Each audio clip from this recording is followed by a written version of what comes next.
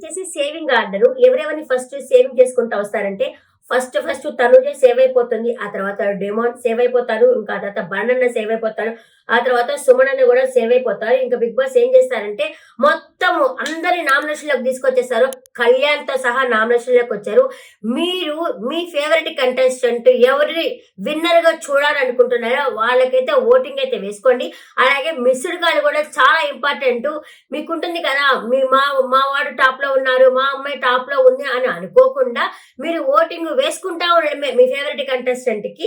ఇకపోతే బర్ణన్ని కెప్టెన్ చేస్తారంట. అంతకుముందు అమర్దీప్ అడిగారు కదా లాస్ట్ సీజన్, అదే ఆయన సీజన్ లో ఆయన అడిగారు కదా సీజన్ 7 లో నేను కెప్టెన్ అవుతానని చెప్పి అడిగారు కదా, అలాగే ఇప్పుడు అడిగితే నాగార్జున గారు బర్ణన్ని కెప్టెన్ గా అయితే చేస్తారంట.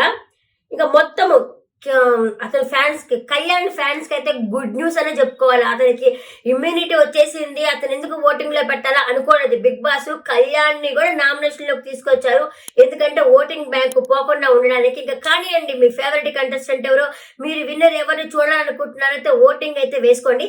ఇంకా రీతు ఎలిమినేషన్ ఫేరా అన్ఫేరా అనేది కమెంట్ సెక్షన్ లో కమెంట్ చేయండి.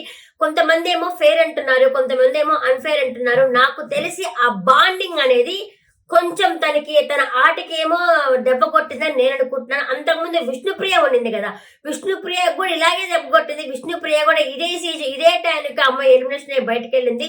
ఇప్పుడు రీతు చౌదరి కూడా సేమ్ టు సేమ్ ఇలాగే బయటకు వెళ్ళింది. అంటే బిగ్ బాస్ వాళ్ళని కంటెంట్ కోసం కొన్ని రోజులు మాత్రమే పెట్టుకుంటారు. వాళ్ళకి అవసరం అయితే అతనికి అని చెప్పేసి నెట్టేస్తాడేమో అన్నట్టు అనిపించింది.